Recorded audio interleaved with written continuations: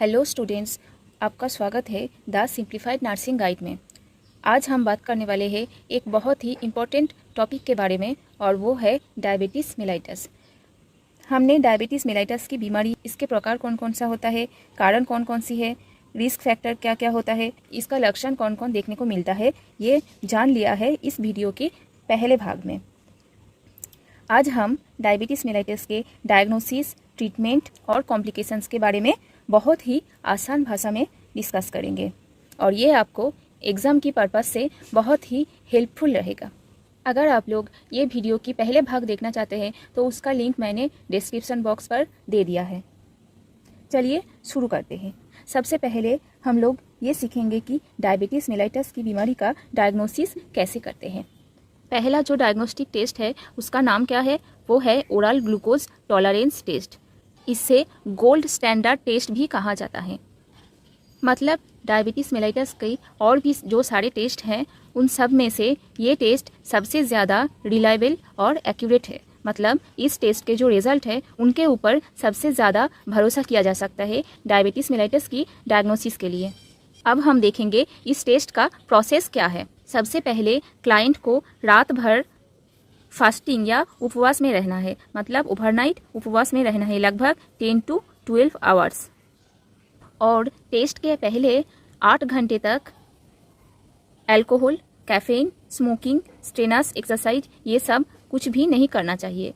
Before test रात भर उपवास में रहना होता है और ये सब नहीं करना होता है। अल्कोहल नहीं पीना होता है, कैफीन भी नहीं पीना होता है, स्मोकिंग नहीं करना चाहिए और कोई स्ट्रेनस एक्सरसाइज भी नहीं करना चाहिए, क्योंकि ये सब करने से हमारे जो ब्लड ग्लूकोज है उसका मेजरमेंट ठीक से नहीं आता है। अगला स्टेप क्या है, ड्रॉ फास्टिंग ब्लड सैंपल। मतलब है कि सुबह बिना कुछ खाए ब्लड सैंपल टेस्ट के लिए लेना होता है।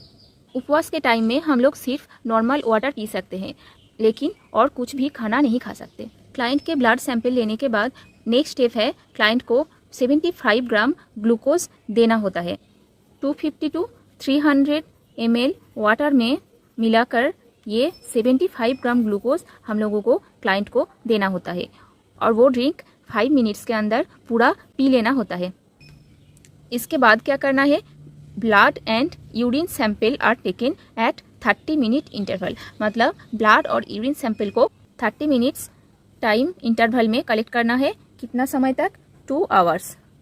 एंड उस कलेक्टेड जो सैंपल है उसको ग्लूकोज टेस्ट करना होता है।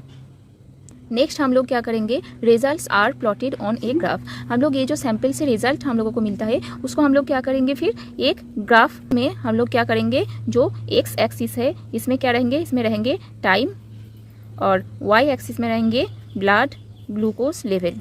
फिर क्या करना होता है, यहाँ से जो 30 मिनट इंटरवल के हम लोग जो ब्लड और यूरिन सैंपल कलेक्ट किया है उनमें से हम लोगों को जो ब्लड ग्लूकोज का रीडिंग मिला है उनको क्या करेंगे, यहाँ पे प्लॉट करेंगे। प्लॉट करने के बाद क्या करेंगे, see the time to return to normal blood glucose level. Client को हम लोग पहले जो ग्लूकोज पिलाया था वो ग्लूकोज हमारे बॉडी में प्रोसेसिंग होगा 2 आवर्स के अंदर और फिर वो नॉर्मल लेवल में आ जाएगा 2 आवर्स के अंदर। अगर कोई क्लाइंट की नॉर्मल लेवल में ना आए तो फिर उस क्लाइंट को हम लोग डायबिटिक कह सकते हैं। यहाँ पे 2 टाइप्स की रिजल्ट होते हैं। क्या क्या होते हैं हम लोग देखेंगे। पहला रिजल्ट जो मिल सकता है वो है returns to normal in 2 hours with peak of 120 to 160 mg/dl। मतलब ब्लड ग्लूकोज 2 घंटे के अंदर क्या होता है, नॉर्मल लेवल में वापस कर जाता है और उसका पीक वैल्यू क्या होता है, वो है 120 to 160 mg/dl। यहाँ पे हम लोग जो ग्राफ में देखते हैं, सपोज ब्लड ग्लूकोज का जो रीडिंग है वो ऐसे ग्राफ में अगर हम लोग देखें तो यहाँ पे क्या है, जो हाईएस्ट वैल्यू है इसको हम लोग पीक वैल्यू कहते हैं, 120 to 160 mg/dl। मतलब इससे ज़्यादा वैल्यू नहीं पाया जाता है। और नेक्स्ट जो रिजल्ट हम लोगों को मिल सकते हैं वो है more than 200 mg/dl of blood glucose after 2 hours. इस रिजल्ट में क्या होते हैं, 2 घंटे के बाद भी जो ब्लड ग्लूकोज लेवल वो 200 mg/dl से ज़्यादा ही बना रहता है। तो इन केस में हम लोग कहेंगे कि वो डायबिटिक पेशेंट है। और अगर ये रिजल्ट मिल गया हम लोगों को तो उसको हम लोग कह सकते हैं कि उन पर्सन को कोई भी डायबिटीज़ नहीं है, मतलब नॉन डायबिटिक है। तो स्टूडेंट्स, हम लोग देख लिया ओरल ग्लूकोज टॉलरेंस टेस्ट कैसे किया जाता है और उसका रिजल्ट क्या क्या आ सकता है। अगला टेस्ट जिसके बारे में हम लोग डिस्कस करेंगे वो है ग्लाइकोसाइलेटेड हीमोग्लोबिन टेस्ट और HbA1c टेस्ट। इस टेस्ट में क्या मेजर किया जाता है? Amount of blood glucose bound to haemoglobin. ये टेस्ट ब्लड ग्लूकोज का हीमोग्लोबिन के साथ कितना बॉन्ड बना हुआ है उसको मेजर करते हैं HbA1c टेस्ट। हमारे ब्लड में जो ग्लूकोज है वो हमारे हीमोग्लोबिन के साथ एक बॉन्ड बनाता है। उस बॉन्ड को हम लोग क्या कहते हैं?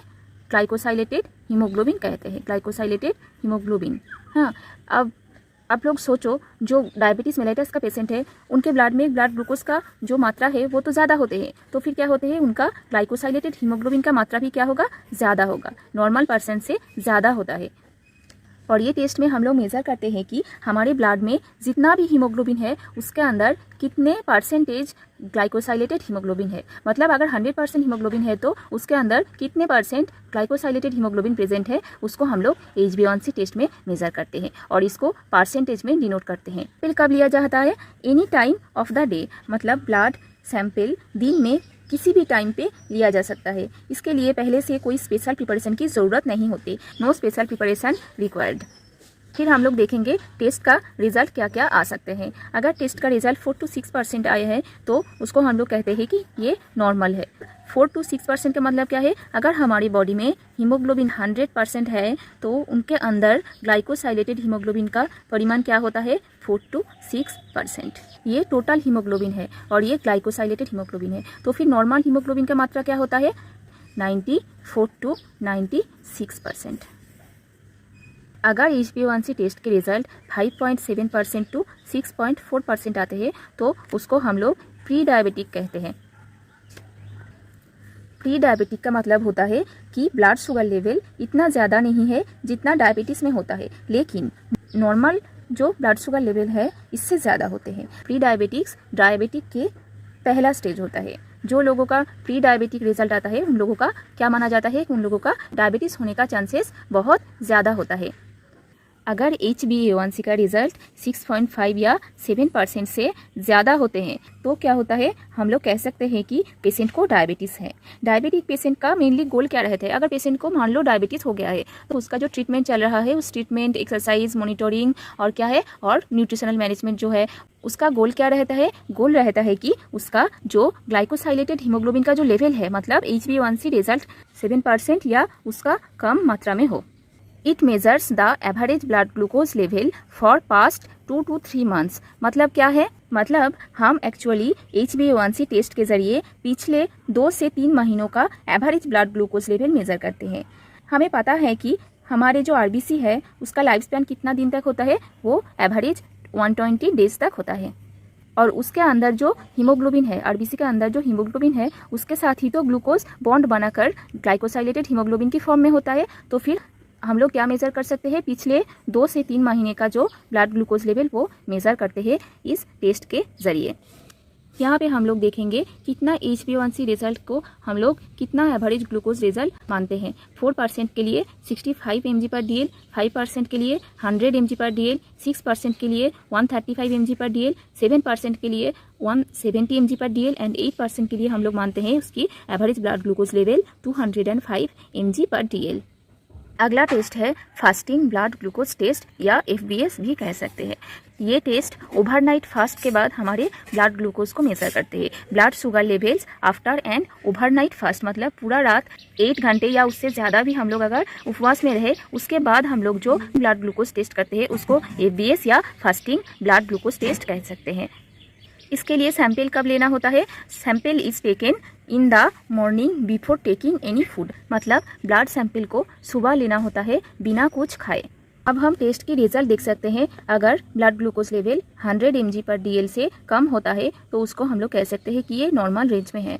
अगर 100 से 125 mg/dl के अंदर होता है तो इसको हम लोग कह सकते हैं प्री डायबिटिक। और अगर ब्लड ग्लूकोज लेवल 126 या उससे भी ज़्यादा हो जाते हैं तो फिर हम लोग कहते हैं उस पर्सन को डायबिटीज़ मेलाइटस है। लेकिन इस टेस्ट को हम लोग कॉन्फर्म नहीं कह सकते। कॉन्फर्म करने के लिए हम लोगों को क्या करना होता है? और भी एक सेकेंड टेस्ट करना पड़ता है। डिफरेंट कोई टाइम में फर्स्ट टेस्ट के बाद और भी एक सेकेंड टेस्ट करना होता है। अगर उससे भी हम लोग देखें कि उस टेस्ट का भी रिजल्ट अगर 126 mg/dl से ज़्यादा आ जाए तो फिर हम लोग कह सकते हैं उस पर्सन का डायबिटीज़ मेलाइटस है। अगला जो टेस्ट है वो है पोस्ट पेंट्रियल ब्लड शुगर टेस्ट, मतलब PPBS कह सकते हैं। ये टेस्ट क्या मेज़र करता है? इंसुलिन रेजिस्टेंस और how much our body can process sugar. मतलब टेस्ट के माध्यम से हम लोग मेज़र करते हैं कि हमारी बॉडी में कोई इंसुलिन रेजिस्टेंस होता है या फिर हमारे शरीर में ग्लूकोज की प्रोसेसिंग हो पाता है या नहीं। इसको हम लोग टेस्ट करते हैं PPBS के माध्यम से। इस टेस्ट के लिए सैंपल कब लिया जाता है? Blood sample is taken exactly after 2 hours of taking a meal. मतलब एक मील लेने के बाद एग्जैक्टली 2 घंटे बाद हम लोग क्या करेंगे? ब्लड सैंपल कलेक्ट करेंगे। फिर उस ब्लड सैंपल को हम लोग ब्लड ग्लूकोज का टेस्ट करेंगे और टेस्ट करने के बाद हम लोगों को क्या क्या रिजल्ट मिल सकता है वो है, अगर टेस्ट की रिजल्ट 140 mg/dl से कम होता है तो फिर हम लोग इसको नॉर्मल रेंज मानता है। अगर 140 से 199 mg/dl होता है तो फिर इसको हम लोग कहते हैं प्री डायबिटिक, और अगर ये 200 mg या इससे ज़्यादा होते हैं तो इसको हम लोग कहते हैं डायबिटिक पेशेंट। अगला टेस्ट है रैंडम ब्लड शुगर टेस्ट और RBS। ये क्या मेज़र करता है? Blood sugar level at any time of the day. मतलब ये दिन के किसी भी टाइम ब्लड शुगर का मेज़र करता है। सैंपल टेकन, सैंपल कब लिया जाता है?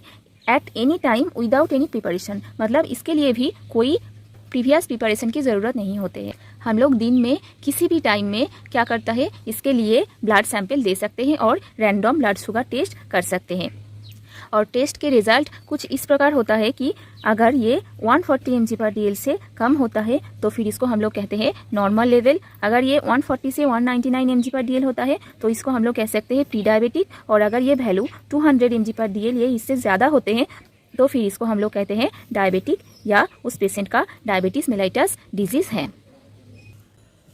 तो हम लोग ये 5 प्रकार का डायग्नोस्टिक टेस्ट देख लिया है। अगर आप लोगों को कोई भी डाउट हो इस टेस्ट के बारे में तो फिर आप लोग कमेंट में पूछ सकते हैं। अब हम लोग सीखेंगे कि हम डायबिटीज़ मेलाइटस डिजीज़ को कैसे मैनेज कर सकते हैं, इसका ट्रीटमेंट का उपाय क्या क्या हो सकता है। 2 टाइप्स की डायबिटीज़ मेलाइटस के लिए 2 टाइप्स की ट्रीटमेंट प्लान होते हैं। वो क्या क्या है? For type 1 diabetes mellitus, insulin therapy and nutritional management.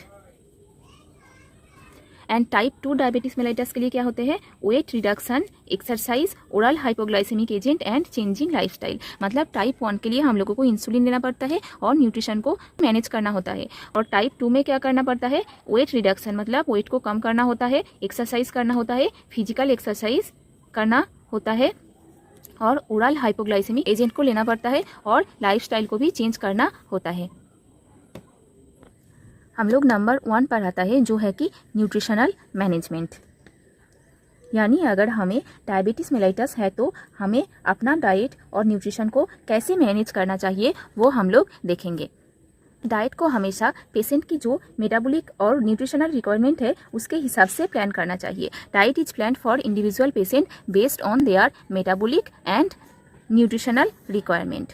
इसके अलावा भी पेशेंट का एज कितना है, पेशेंट का डेली डाइटरी हैबिट्स कितना है, पेशेंट का लाइफस्टाइल कैसा है, और पेशेंट का और दूसरा कोई बीमारी है या नहीं, ये सब भी देखना पड़ता है एक अच्छे डाइट प्लान बनाने से पहले। फिर हम लोगों को एक डाइट प्लान बनाना है और उससे फॉलो करना है। रिकमेंडेड डाइट क्या क्या होता है? रिकमेंडेड डाइट है fat intake 20 to 30% of total calorie. हम लोग एक दिन में जो टोटल कैलोरीज इंटेक करते हैं, टोटल कैलोरीज जो लेते हैं उसके अंदर क्या होता है? Fat intake should be 20 to 30% and protein intake should be 10 to 20% and carbohydrate intake should be 50 to 60%। और क्या है? कोलेस्ट्रॉल इंटेक जो कि 300 mg और उससे कम लेना चाहिए, and fibre intake should be 20 to 30 gram daily and sodium intake should be 2 to 3 gram daily. ये सब रिकमेंडेशन की हेल्प से हम लोग एक डाइट चार्ट प्रिपेयर करेंगे और उसे फॉलो करेंगे। अगला है एक्सरसाइज यानी physical exercise. Physical exercise should be done daily. मतलब डायबिटीज़ पेशेंट को क्या करना चाहिए? डेली फिजिकल एक्सरसाइज करना चाहिए। इससे क्या होता है? इससे इंसुलिन रेजिस्टेंस कम होता है, बॉडी वेट भी कम होता है एंड कोलेस्ट्रॉल लेवल भी कम होता है। अब देखेंगे फिजिकल एक्सरसाइज के लिए क्या क्या रिकमेंडेशन है। Should do aerobic exercise and brisk walking. मतलब डायबिटिक पेशेंट को क्या करना चाहिए, एरोबिक एक्सरसाइज करना चाहिए। वॉकिंग, रनिंग, स्विमिंग मतलब चलना, दौड़ना, तैरना, ऐसा एक्सरसाइज करना चाहिए। और ब्रिस्क वॉकिंग करना चाहिए। ब्रिस्क वॉकिंग का मतलब है कि ऐसी स्पीड से चलना होता है जो नॉर्मल वॉकिंग से तेज़ हो लेकिन रनिंग की स्पीड से कम हो। इसको हम लोग ब्रिस्क वॉकिंग कहते हैं। Blood glucose level should be checked before and after exercise. मतलब एक्सरसाइज करने से पहले और एक्सरसाइज करने के बाद हम लोगों को क्या करना चाहिए, ब्लड ग्लूकोज लेवल चेक करना चाहिए in case of diabetic patients. Blood glucose level अगर 70 mg/dl से कम हो तो फिर हम लोगों को एक्सरसाइज नहीं करना चाहिए, क्योंकि इससे हमारी बॉडी में हाइपोग्लाइसीमिया हो सकता है और हमारे शरीर पर हार्मफुल इफेक्ट्स भी देखने को मिलता है हाइपोग्लाइसीमिया की वजह से। हाइपोग्लाइसीमिया का मतलब हम लोग जानते हैं जब हमारे बॉडी में ब्लड ग्लूकोज का लेवल नॉर्मल लेवल से कम होता है तब हम इसको कहते हैं हाइपोग्लाइसीमिया। और हाइपरग्लाइसीमिया किसे कहते हैं, जब हमारी बॉडी में blood glucose level normal level से ज़्यादा होता है तब हम इसको कहते हैं हाइपरग्लाइसीमिया। और अगर ब्लड ग्लूकोज लेवल 250 mg/dl से भी ज़्यादा होते हैं फिर भी हम लोगों को इस केस में भी एक्सरसाइज नहीं करनी चाहिए। क्यों नहीं करनी चाहिए, क्योंकि कम इंसुलिन या इंसुलिन रेजिस्टेंस के कारण क्या होता है, पेशेंट की बॉडी में जो सेल्स है उसमें ग्लूकोज काफ़ी कम मात्रा में होता है और एक्सरसाइज के लिए हम लोगों को जो एनर्जी की ज़रूरत होती है वो एनर्जी ठीक से सप्लाई नहीं दे पाता है। फिर क्या करता है, बॉडी में जो फैट है उस फैट को तोड़ के एनर्जी प्रोडक्शन करता है और फैट तोड़ने से एंड प्रोडक्ट क्या होता है, वो होता है कीटोन। कीटोन जो एंड प्रोडक्ट फॉर्मेशन होता है वो हमारे बॉडी को क्या करता है, ब्लड को एसिडिक बना देता है। इसकी वजह से हम लोगों को क्या होने की संभावना है, वो है डायबिटिक कीटो एसिडोसिस। इस ब्लड शुगर लेवल 250 से ज़्यादा होता है तो फिर हम लोगों को एक्सरसाइज नहीं करनी चाहिए। नेक्स्ट है exercise at least 150 minute per week. मतलब वीक में एटलीस्ट 150 मिनट हम लोगों को एरोबिक एक्सरसाइज करनी चाहिए। अगला हम लोग देखेंगे मॉनिटरिंग के बारे में। मॉनिटरिंग मतलब ब्लड ग्लूकोज को मेजर करना। Regular monitoring of blood glucose level to track the efficiency of treatment. मतलब उसका जो ट्रीटमेंट चल रहा है डायबिटीज़ पेशेंट का, उसका ट्रीटमेंट कितना हेल्पफुल हो रहा है उसके लिए, ये देखने के लिए हम लोग क्या करते हैं, रेगुलर ब्लड शुगर लेवल को मॉनिटरिंग करते हैं। और फिर हम लोग यहाँ पे भी देखा है कि एक्सरसाइज के पहले और एक्सरसाइज के बाद भी हम लोगों को क्या करना चाहिए, मॉनिटरिंग करना चाहिए ब्लड ग्लूकोज लेवल को। अगर आप लोगों को यहाँ से कोई डाउट है तो आप लोग कमेंट में पूछ सकते हैं।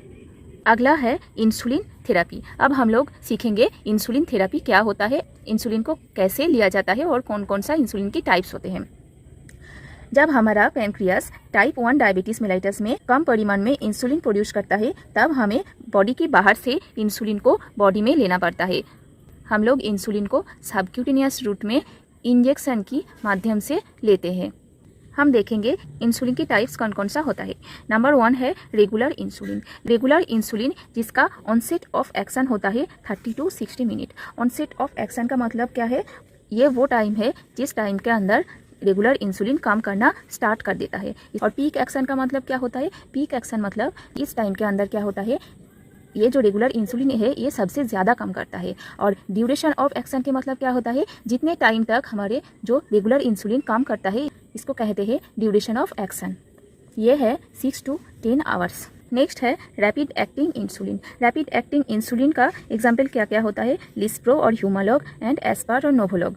इसका ऑनसेट ऑफ एक्शन क्या होता है 5 to 25 मिनट। ये तुरंत काम करना स्टार्ट कर देता है, इसलिए इसको रैपिड एक्टिंग इंसुलिन कहते हैं। और इसका पीक एक्शन होता है 30 to 90 minute and duration of action भी कम होता है, वो है 2 to 5 आवर्स। अगला है इंटरमीडिएट एक्टिंग इंसुलिन। ये रैपिड एक्टिंग इंसुलिन से देर से कम शुरू करता है लेकिन इसका duration of action rapid acting insulin से ज़्यादा होते हैं। मतलब ये देर से काम शुरू करता है इससे, लेकिन ज़्यादा देर तक हमारी बॉडी में काम करता है। और इसकी पीक एक्शन टाइम भी रैपिड एक्टिंग इंसुलिन से ज़्यादा होते हैं। अगला है लॉन्ग एक्टिंग इंसुलिन, जो बाकी सब इंसुलिन से देर से काम शुरू करता है। मतलब इसका ऑनसेट ऑफ एक्शन रैपिड और इंटरमीडिएट एक्टिंग इंसुलिन और रेगुलर इंसुलिन से ज़्यादा होते हैं, लेकिन इसका ड्यूरेशन ऑफ एक्शन भी बाकी इंसुलिन से सबसे ज़्यादा होते हैं। मतलब ये अप टू 30 आवर्स हम लोगों की बॉडी में काम करते हैं। 30 आवर्स होने के बाद फिर से हम लोगों को लॉन्ग एक्टिंग इंसुलिन लेना पड़ता है। अगर आप लोग स्क्रीनशॉट लेना चाहते हैं तो यहाँ से ले सकते हैं। अगला हम ओरल हाइपोग्लाइसेमिक एजेंट के बारे में जानेंगे। ये क्या होता है? ओरल हाइपोग्लाइसेमिक एजेंट मतलब जो एजेंट या मेडिसिन हमारे बॉडी में ब्लड शुगर को कम करता है। हम जानते हैं कि जब हमारे बॉडी में जो ब्लड शुगर है वो जब कम हो जाता है तब हम उसको हाइपोग्लाइसेमिया कह सकते हैं। तो ये जो एजेंट्स है ये हमारी बॉडी में ब्लड शुगर लेवल को कम करने में मदद करता है। इसको टाइप 2 डायबिटीज़ मेलिटस में यूज़ करते हैं ताकि बढ़े हुए जो ब्लड शुगर है हमारे बॉडी में उसको कम किया जाए। ओरल हाइपोग्लाइसेमिक एजेंट 3 टाइप्स के होते हैं। नंबर 1 टाइप्स क्या है? नंबर 1 है स्टिमुलेटिंग इंसुलिन रिलीज। मतलब नंबर 1 जो टाइप है वो कैसे काम करता है? वो इंसुलिन रिलीज को स्टिमुलेट करता है, मतलब इंसुलिन रिलीज को बढ़ा देता है। इसके वजह से क्या होता है? वो हमारे बॉडी में जो ब्लड शुगर है उसको सेल में एंटर करने में हेल्प करता है। इसके वजह से ब्लड शुगर लेवल कम हो जाता है। इसका एग्जाम्पल कौन कौन सा है? सल्फोनिलूरियास एंड मीग्लिटिनाइड्स। टाइप नंबर 2 है जो कैसे काम करता है? टाइप 2 डायबिटीज़ मेलिटस में जब हमारी बॉडी में जो सेल है उस सेल को जब इंसुलिन रेजिस्टेंस हो जाता है, ये कैसे काम करता है? ये वो सेल में इंसुलिन का जो सेंसिटिविटी उसको बढ़ाता है। इसके वजह से क्या होता है? इंसुलिन सेल में ग्लूकोज को एंटर करने में हेल्प करता है और हमारी ब्लड ग्लूकोज लेवल भी कम हो जाता है। इसका एग्जाम्पल कौन कौन सा है? TZDs and बाइगुआनाइड्स।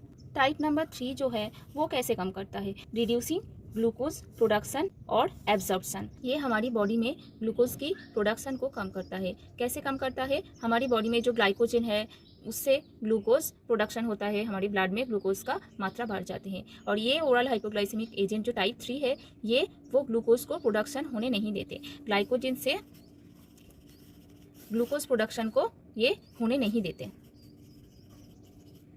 और कैसे कम करता है? Reducing absorption. हम लोग पहले ही देख चुके हैं कि हमारी जो डाइजेस्टिव सिस्टम है उस डाइजेस्टिव सिस्टम के अंदर हम लोग जो खाना खाते हैं वो फिर डाइजेस्ट होने के बाद एब्जॉर्प्शन होता है। और ये ओरल हाइपोग्लाइसेमिक एजेंट टाइप 3 क्या करता है? उस एब्जॉर्प्शन को ही कम कर देता है, मतलब जो शोषण होता है उस शोषण को कम कर देता है। कम करने से क्या होता है? कम परिमाण में ग्लूकोज हमारे ब्लड में पहुंचते हैं और ब्लड में जो ग्लूकोज की मात्रा है वो भी कम हो जाता है। टाइप 3 का एग्जाम्पल कौन कौन से होते हैं? ये होते हैं biguanides like metformin and alpha glucosidase inhibitors. अगर आप लोग स्क्रीनशॉट लेना चाहते हैं तो यहाँ से ले सकते हैं। अगला हम लोग आते हैं डायबिटीज़ मेलिटस की कॉम्प्लिकेशंस में।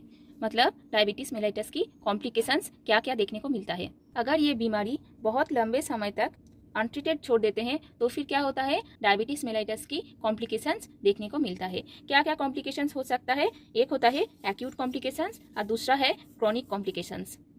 एक्यूट कॉम्प्लिकेशंस जो हमारी बॉडी में सडनली डेवलप कर सकता है। नंबर 1 क्या है? हाइपरग्लाइसेमिया। हाइपरग्लाइसेमिया से हम लोगों को बहुत सारे सिम्टम देखने को मिलता है, लाइक एक्सेसिव थर्स्ट, मतलब बार बार प्यास लगना, बार बार यूरिनेट करना और फैटिग एट्सेट्रा हम लोग क्या करते हैं? सिम्टम देख पाते हैं हाइपरग्लाइसेमिया में। नंबर 2 है डायबिटिक कीटोएसिडोसिस। जब हमारे बॉडी में एनर्जी की ज़रूरत होते हैं लेकिन डायबिटीज़ में हमारे सेल में तो ग्लूकोज काफ़ी मात्रा में नहीं होता, तब क्या होता है? सेल्स क्या करता है? हमारी बॉडी में जो फैट स्टोर है उस फैट को ब्रेक करके क्या है? एनर्जी प्रोडक्शन करता है, जिसको हम लोग कीटोजेनेसिस बोलते हैं। और एनर्जी प्रोडक्शन के साथ साथ फैट का जो एंड प्रोडक्ट होता है वो होता है कीटोन। फैट को ब्रेक करने के बाद कीटोन हमारे ब्लड में रिलीज होते हैं। ये कीटोन बहुत ही एसिडिक होते हैं और हमारे ब्लड को भी एसिडिक बना देता है, जिससे हम लोगों को क्या सिम्टम देखने को मिलता है? एक्सेसिव थर्स्ट देखने को मिलता है और बॉडी में इलेक्ट्रोलाइट की इम्बैलेंस भी होते हैं और रेस्पिरेटरी डिस्ट्रेस होता है, मतलब सांस लेने में भी प्रॉब्लम आ सकता है और पेशेंट को कोमा या डेथ तक का शिकार हो सकता है। किसमें? ये डायबिटिक कीटोएसिडोसिस में।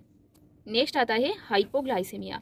हाइपोग्लाइसेमिया क्यों होता है? जब एक डायबिटिक पेशेंट इंसुलिन थेरेपी में होता है लेकिन अपना खाना सही समय पर नहीं लेता तो क्या होता है? उसका जो ब्लड ग्लूकोज लेवल है वो कम हो जाता है, लेकिन इंसुलिन तो वो बॉडी में ले रहा है तो फिर उसका ब्लड ग्लूकोज लेवल ड्रॉप कर जाता है। लेकिन वो टाइम से खाना नहीं खाया तो इसकी वजह से क्या होता है? ब्लड में जो ग्लूकोज है वो नॉर्मल लेवल से क्या होता है? कम हो जाता है। और हाइपोग्लाइसेमिया के सिम्टम क्या क्या होते हैं? चक्कर आना, कॉन्फ्यूजन, पसीना आना, सीजर, कार्डियक एरिथमिया, ये सारे सिम्टम हम लोगों को देखने को मिलता है और पेशेंट को कोमा और डेथ भी हो सकता है इसकी वजह से, हाइपोग्लाइसेमिया की वजह से। नेक्स्ट आते हैं डायबिटिक कोमा। हम लोग पहले ही देख चुके हैं हाइपरग्लाइसेमिया, डायबिटिक कीटोएसिडोसिस, हाइपोग्लाइसेमिया, ये सब जो कॉम्प्लिकेशंस है एक्यूट कॉम्प्लिकेशंस, इसकी वजह से डायबिटिक कोमा भी हो सकता है, मतलब पेशेंट कोमा में चले जाते हैं। कोमा का मतलब क्या है? कोमा का मतलब है पेशेंट एक डीप अनकॉन्शियस स्टेट में चले जाते हैं, मतलब पेशेंट बेहोश हो जाता है और वो क्या करता है, बहुत लंबे समय तक बेहोश रहता है। अगर बाहर से कोई स्टिमुलेशन भी देते हैं तो भी वो रिस्पॉन्ड नहीं करता। उसका अगर पेन भी होता है तो वो भी महसूस नहीं कर पाता कोमा स्टेट में। अगला है क्रॉनिक कॉम्प्लिकेशंस। क्रॉनिक कॉम्प्लिकेशंस को दो भागों में डिवाइड किया जाता है। एक है मैक्रोवास्कुलर कॉम्प्लिकेशंस और दो है माइक्रोवास्कुलर कॉम्प्लिकेशंस। जो लार्जर ब्लड वेसल्स है हमारी बॉडी में, उससे रिलेटेड जो कॉम्प्लिकेशंस है उसको हम लोग मैक्रोवास्कुलर बोलते हैं, और माइक्रोवास्कुलर कॉम्प्लिकेशंस बोलते हैं जो कॉम्प्लिकेशंस हमारी बॉडी में जो स्मॉल ब्लड वेसल्स है उससे रिलेटेड है।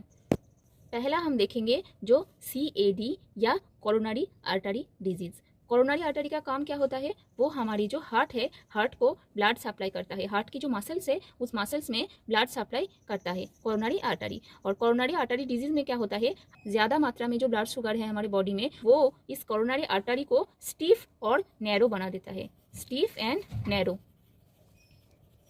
फिर क्या होता है, कोरोनरी आर्टरी हमारी जो हार्ट है उस हार्ट में ठीक से ब्लड को सप्लाई नहीं दे पाता, उसको हम लोग क्या कहते हैं, कोरोनरी आर्टरी डिजीज। और इसके वजह से हार्ट फेलियर भी हो सकता है। नेक्स्ट है हाइपरटेंशन। हाइपरटेंशन हम लोग किसको कहते हैं, जब हमारी बॉडी का जो BP है, ब्लड प्रेशर, वो जब 140/90 mmHg से ज़्यादा हो जाता है। मतलब सिस्टोलिक प्रेशर 140 mmHg से ज़्यादा और डायस्टोलिक प्रेशर 90 mmHg से ज़्यादा होते हैं, तब हम उसको हाइपरटेंशन कहते हैं।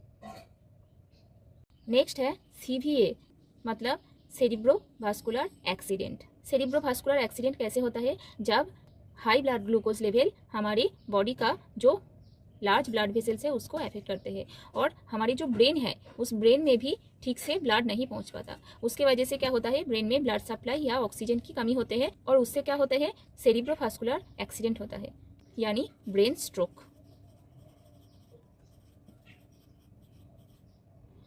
और हमारे बॉडी पैरालिसिस भी हो जाता है। Next is peripheral vascular disease. Peripheral vessels का मतलब होता है जो वेसल्स हार्ट के डिस्टल पोर्शन में जो बॉडी पार्ट्स है उसमें ब्लड सप्लाई करते हैं, मतलब हार्ट से बहुत दूर तक जो बॉडी पार्ट्स है उसमें ब्लड सप्लाई करते हैं, जैसे कि हमारे हाथ, पैर एक्सेट्रा।